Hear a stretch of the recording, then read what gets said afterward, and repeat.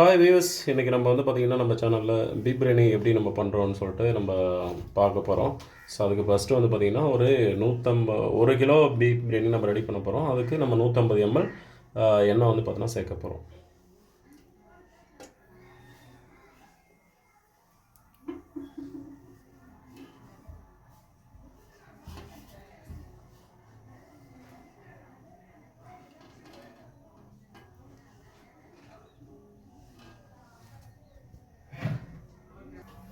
Next வந்து பார்த்திங்கன்னா பட்டை, கிராம்பு, லவங்கம் இது வந்து பார்த்திங்கன்னா நம்ம போட போகிறோம் 1 கிலோ இதுக்கு. ஸோ அதுக்கு தகுந்த மாதிரி நம்ம பட்டை, கிராம்பு இது வந்து நம்ம சேர்த்துக்க போகிறோம்.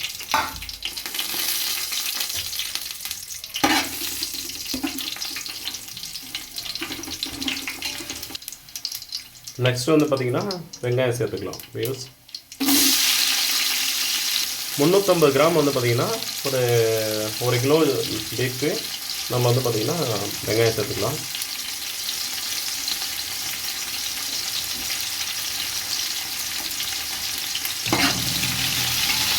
வெங்காயம் வந்து பார்த்திங்கன்னா ஆக்சுவலாக பொன் வறுவலாக வந்து பார்த்திங்கன்னா இது வந்து நல்லா வணங்கணும். ஸோ அது வரைக்கும் வந்து பார்த்திங்கன்னா நம்ம இது வணங்க பண்ணலாம். சரிங்களா மக்களே? இப்போ வந்து பார்த்திங்கன்னா இது வெங்காயம் வந்து பார்த்திங்கன்னா நல்லா பொன் வறுவலாக நம்ம வந்து இது பண்ணிக்கணும். ஸோ அப்போ தான் வந்து பார்த்திங்கன்னா செய்ய போகிற சாதம் வந்து ஸோ கெடாமல் இருக்கும். ஸோ ஒரு லாங் டைம் வந்து நம்ம இதை வச்சுக்கலாம் பிரியாணி. இப்போ வந்து பார்த்திங்கன்னா நம்ம லெமன் சாதம், ஸோ இந்த மாதிரி சாதத்துக்கெலாம் வந்து பார்த்திங்கன்னா வெங்காயமே போட மாட்டாங்க. ஸோ ஏன் வெங்காயம் போட மாட்டாங்கன்னா வெங்காயம் போட்டால் சீக்கிரமாக லெமன் சாதமே கூட கெட்டு போயிடும். ஸோ அதனால் வந்து பார்த்திங்கன்னா இதை வந்து நம்ம வெங்காயம் வந்து நல்லா பொன் வறுவலாக வச்சுட்டா ஸோ பிரியாணி வந்து பார்த்திங்கன்னா கொஞ்சம் நேரம் வச்சு கெடாமல் நம்ம யூஸ் பண்ணிக்கலாம்.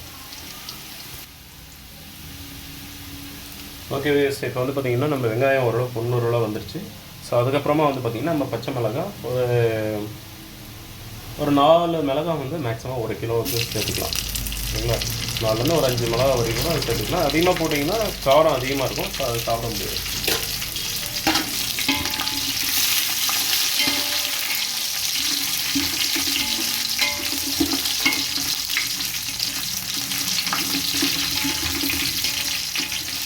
இது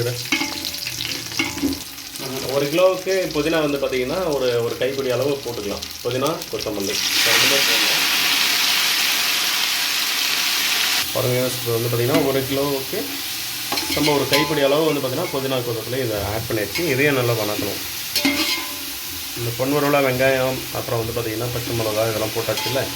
அதுக்கப்புறமா வந்து பார்த்திங்கன்னா இதை நம்ம ஆட் பண்ணிடும். ஸோ இதுக்கப்புறமா வந்து பார்த்திங்கன்னா நம்ம மிளகாத்தூள் போட்டுக்கலாம். இப்போ 1 கிலோவுக்கு வந்து பார்த்திங்கன்னா நம்ம ஒரு 12 கிராம் வந்து மிளகாத்தூள் வந்து பார்த்திங்கன்னா ஆட் பண்ணிக்கலாம். பாருங்கள், 1 கிலோவுக்கு 1 கிலோவுக்கு பீஃப்க்கு வந்து பார்த்திங்கன்னா இஞ்சி பூண்டு பேஸ்ட் வந்து பார்த்திங்கன்னா நம்ம ஒரு கிலோ பீஃப்க்கு வந்து பார்த்திங்கன்னா நம்ம இஞ்சி பூண்டு பேஸ்ட் வந்து பார்த்திங்கன்னா 200 கிராம் சேர்த்துக்கணும். ஸோ அப்போ தான் நல்லாயிருக்கும். முடிஞ்ச அளவுக்கு கடையில் வாங்காமல் நீங்கள் கையாலே வந்து பார்த்திங்கன்னா இது பண்ணி எல்லாம் உரித்து நம்ம வீட்டிலே செஞ்சு நம்ம அதை போட்டால் தான் நல்லா ஒரு டேஸ்ட் இருக்கும். ஸோ பிரியாணிக்கே வந்து பார்த்திங்கன்னா ஒரு பேஸாக அமையிறது நம்ம இஞ்சி பூண்டு பேஸ்ட்டு தாங்க. இது வந்து பார்த்திங்கன்னா நீங்கள் சேர்த்தா தான் நல்லாயிருக்கும்.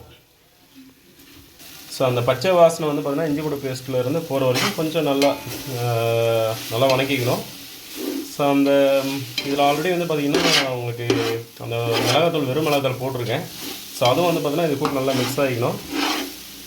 ஸோ மிக்ஸ் ஆகி ஒரு ரெட்டிஷ் கலரில் வந்து பார்த்திங்கன்னா இது வரும். ஸோ அது வரைக்கும் ரெட்டிஷ் கலரில் வந்து பார்த்திங்கன்னா இது வரணும். வியூஸ் இப்போ வந்து பார்த்திங்கன்னா நம்ம நெக்ஸ்ட் வந்து பார்த்திங்கன்னா தயிர் சேர்த்துக்கலாம். தயிர் வந்து பார்த்திங்கன்னா 1 கிலோவுக்கு வந்து பார்த்திங்கன்னா 200 ml நம்ம தயிர் சேர்க்கணும்.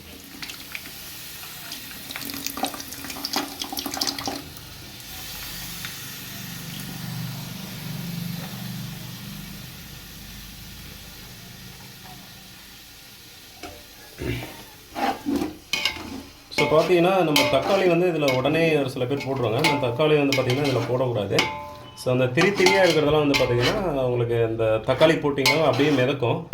ஸோ நம்ம இந்த மாதிரி இஞ்சி பூண்டு பேஸ்ட்டுக்கு அப்புறமா வந்து பார்த்திங்கன்னா நம்ம தயிர் போட்டால் அந்த திரியாக அந்த வெள்ளையாக இருக்குது பார்த்திங்களா, அதெல்லாம் வந்து பார்த்திங்கன்னா எதுவும் இருக்காது, எல்லாம் சரியாயிடும். ஸோ இதுலேயுமே எல்லாமே வந்து கரைஞ்சிட்டு வச்சுங்களேன். யோசிச்சு இப்போ பார்த்தீங்கன்னா அந்த திரியாக அந்த தயிரில் இருந்தது பார்த்தீங்களா வெள்ளை வெள்ளையாக அதெல்லாம் போயிடுச்சு. ஸோ அதுக்கப்புறம் நல்லா கரைஞ்சிருச்சு தயிர். அதுக்கப்புறமா வந்து பார்த்திங்கன்னா நம்ம இது தக்காளி வந்து நம்ம சேர்த்துக்கலாம். தக்காளி கொஞ்சம் அரைச்சி வச்சு தான் போடுறேன். ஸோ இந்த சாறு இதெல்லாம் வந்து பார்த்திங்கன்னா கொஞ்சம் உடனே வந்து மிக்ஸ் ஆகும். ஸோ அதனால தான் நான் சேர்த்துருக்கேன் இந்த மாதிரி அரைச்சி போட்டு.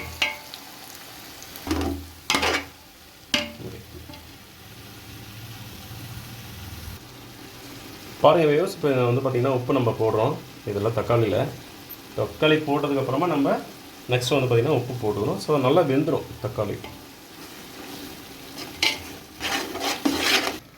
வியூஸ் இப்போ நம்ம இதில் வந்து கறி போட்டாச்சு. ஸோ கறி போட்டு தான் நம்ம வீடியோ எடுக்க முடியல. ஸோ கறி போட்டாச்சு, நீங்கள் உங்களுக்கு பார்த்தாவே இதிலே தெரியும். ஸோ ஒரு 10 மினிட்ஸ் வந்து பார்த்திங்கன்னா இந்த தக்காளி இந்த வெங்காயம் அதெல்லாம் சேர்த்து வைக்கலாம். ஸோ இதில் வந்து பார்த்திங்கன்னா ஒரு 10 மினிட்ஸ் வந்து பார்த்திங்கன்னா நல்லா வேக வைக்கணும். ஃப்ரெண்ட்ஸ், நம்ம இப்போ வந்து பாஸ்மதி ரைஸ் தான் நம்ம இதுக்கு போட போகிறோம் பீஃப்க்கு.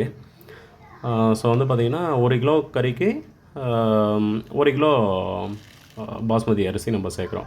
ஸோ அது கொஞ்சம் நேரம் ஊற வைக்கணும். தம் பிரியாணி தான் பண்ண போகிறது. கொஞ்சம் நேரம் ஊற வைக்கலாம். கொஞ்சம் கழுவிட்டு வந்து பார்த்திங்கன்னா நம்ம அதுக்கப்புறமா ஊற வைக்கிறது மேலே. ஏன்னா உடனே வந்து பார்த்திங்கன்னா நம்ம ஊற வச்சுட்டு அதுக்கப்புறமா கழுவுனா அரிசிலாம் உடஞ்சிரும். ஸோ ஃபஸ்ட்டு வந்து பார்த்திங்கன்னா நம்ம ஊற வைக்கும்போதே அந்த கழுவிடணும். கொட்டின உடனே கழுவிட்டு ஸோ அதுக்கப்புறமா வந்து பார்த்திங்கன்னா இந்த அரிசியை நம்ம ஊற வச்சாக்க ஒரு 10 நிமிஷம் ஊற வச்சுட்டு நம்ம இது பண்ணாவே போதும், நல்லா வெந்துடும். இல்லைனா அரிசி உடஞ்சிரும். பாருங்கள் ஃப்ரெண்ட்ஸ், இப்போ வந்து பார்த்திங்கன்னா நம்ம பாஸ்மதி ரைஸை நல்லா கழுவியாச்சு. ஸோ இது வந்து பார்த்திங்கன்னா எப்படி இறுத்து ஊற்றணும்னு பாருங்கள்.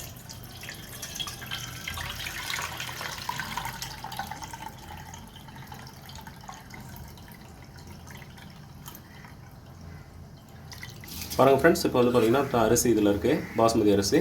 ஸோ ஒரு 10 நிமிஷம் வந்து பார்த்திங்கன்னா ஊற வச்சிடலாம். கழுவியாச்சு. அதுக்கப்புறம் நெக்ஸ்ட்டு வந்து பார்த்திங்கன்னா ஒரு 10 நிமிஷம் ஊற வைக்கணும். பாருங்கள் இதில் வந்து பார்த்திங்கன்னா 1 லிட்டர் வந்து பார்த்திங்கன்னா நம்ம தண்ணி வந்து சேர்த்துக்கணும். சேர்த்து வந்து பார்த்திங்கன்னா அந்த கறியை நல்லா வேகணும். ஸோ மசாலாவெல்லாம் கொஞ்சம் நேரம் நல்லா வெந்துருச்சு, ஒரு 10 நிமிஷம். ஸோ அதுக்கப்புறமா 1 லிட்டர் நம்ம தண்ணி இது பண்ணிக்கணும். தண்ணி ஊற்றி இது வந்து பார்த்திங்கன்னா கரெக்டாக நம்ம நல்லா பாயில் பண்ணணும்.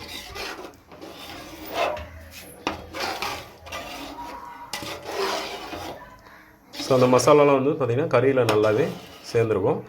ஸோ இதில் கொஞ்சம் நம்ம ஃபஸ்ட்டு நம்ம உப்பு போட்டிருக்கோம். இப்போ இந்த 1 லிட்டர் தண்ணி வந்து பார்த்திங்கன்னா நம்ம சேர்த்துருக்கலாம். அது ஆக்சுவலாக வந்து பார்த்திங்கன்னா 900 ml தான் போடணும். ஸோ இது கொஞ்சம் கறி கொஞ்சம் நல்லா வேக வைக்கணும். ஸோ அதனால் எக்ஸ்ட்ராவே ஒரு 100 ml இப்போ ஊற்றிருக்கேன். ஸோ இதுக்கேற்ற மாதிரி இப்போ உப்பு வந்து நம்ம ஆட் பண்ணிக்கணும். ஸோ இது வந்து பார்த்திங்கன்னா ஒரு 10 மினிட்ஸ் வந்து பார்த்திங்கன்னா நம்ம இதை கொதிக்க வைக்கலாம். ஸோ இப்போ தான் வந்து பார்த்திங்கன்னா இதில் பாருங்கள் உப்பு வந்து கொஞ்சமாக போட்டிருக்கோம். கொஞ்சமாக லெமன் வந்து பார்த்திங்கன்னா நம்ம இதில் போட்டுக்கலாம். ஸோ ஸ்டார்டிங்லேயே வந்து லெமன் வந்து நம்ம போடக்கூடாது. ஸோ ஸ்டார்டிங்கில் லெமன் போட்டாக்க அது வந்து பார்த்திங்கன்னா உங்களுக்கு கறி வந்து பார்த்திங்கன்னா ஃபுல்லாகவே அப்படியே சுருக்கமாகிடும், ரொம்ப ரஃப் ஆகிடும். ஸோ லாஸ்ட்டாக தான் நம்ம லெமன் சேர்க்கணும். ஸோ இப்போ வந்து பார்த்திங்கன்னா உங்களுக்கு நல்லாயிருக்கும். ஓகே, லெமன் வந்து கொஞ்சம் நல்லா ஃபில்ட்ரு பண்ணிக்கணும், அது விதெல்லாம் நீக்கிற மாதிரி.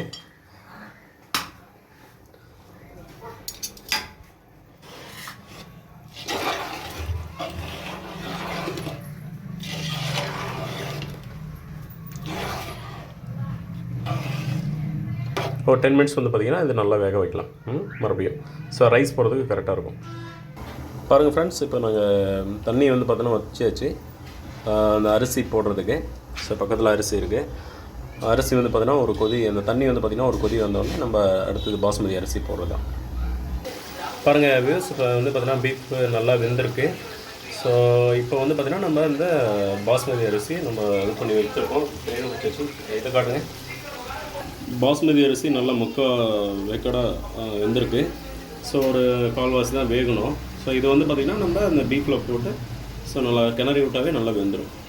ஓகே வேஸ், பாருங்கள் வேஸ், இப்போ வந்து பார்த்திங்கன்னா நம்ம பாஸ்மதி ரைஸை அதில் கொட்டியாச்சு, நல்லா கிளறி விட்டாச்சு. ஸோ இதுக்கு மேலே வந்து பார்த்திங்கன்னா ஒரு 20 மினிட்ஸ் வந்து பார்த்திங்கன்னா இதை நம்ம தம் போடணும். சரிங்களா? அப்படியே ஒரு சிம்மை வந்து பார்த்திங்கன்னா நம்ம ஃபுல்லாகவே வச்சுட்டு சரி ஆஃபில் வச்சுட்டு அதுக்கப்புறமா வந்து பார்த்திங்கன்னா நம்ம ஒரு 20 மினிட்ஸ் வந்து தம் போட்டாவே ரைஸ் வந்து பார்த்திங்கன்னா சூப்பராகிடும். ஸோ 20 மினிட்ஸ் கழித்து நம்ம பார்க்கலாம். பாருங்கள் வேஸ், நம்ம வந்து 20 மினிட்ஸ் கழித்து நம்ம எடுக்கிறோம். ஸோ தம்மிலேருந்து நம்ம லைட்டாக பார்த்துருக்கோம். பிரியாணி அழகாக